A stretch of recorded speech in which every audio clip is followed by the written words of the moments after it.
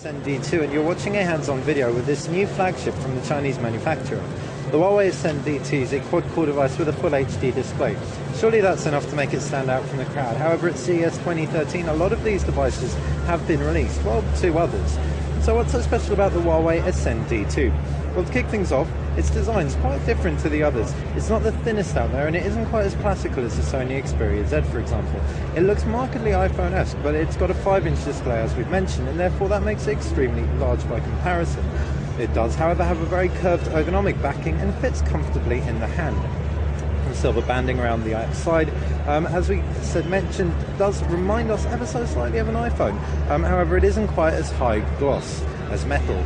Down below is a 3.5mm headphone jack and a loudspeaker. To the left-hand side there are no buttons whatsoever. On the right is a power button and a volume rocker. Up at the top is a micro USB port and a micro SIM eject tray. The screen itself is pretty fantastic. It's a super IPS panel. If we zoom in a little bit, apologies for the jerky camera, you might be able to gauge just how beautifully crisp it is. It isn't the smoothest out there, we have to admit, in terms of frame rate, refresh rate.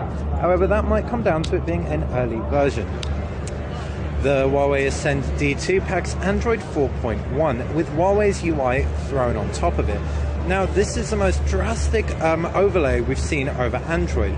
There isn't even an apps drawer. Instead, we've got just all our applications on home screens, and we can add folders and add applications to folders. So if we press the plus, this is the only way we get to see all our applications, which is quite a huge leap for Huawei to take.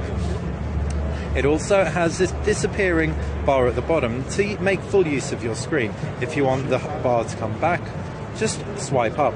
Many might find this irksome as it adds another process to interacting with your phone. As far as the processor and internals go, there's 2 GB of RAM and a quad-core processor, and it's a 1.5 GHz processor, K3V2, from Huawei themselves. So they made their own chip. On the reverse is a 13-megapixel camera, which is Sony's sensor, and all in all, we'd say we're quite impressed. The things that really stand out about the phone are the weatherproofing, so it's water and dust resistant, as is the Sony Xperia Z, for example, but this also has 32 GB of onboard memory, as well as a giant 3000 mAh battery. So that's been Basil with a quick hands-on with the Huawei Ascend D2. First impressions? It could go either way. Stay tuned to Know Your Mobile, where we'll give you a full review coming soon. Thanks for watching.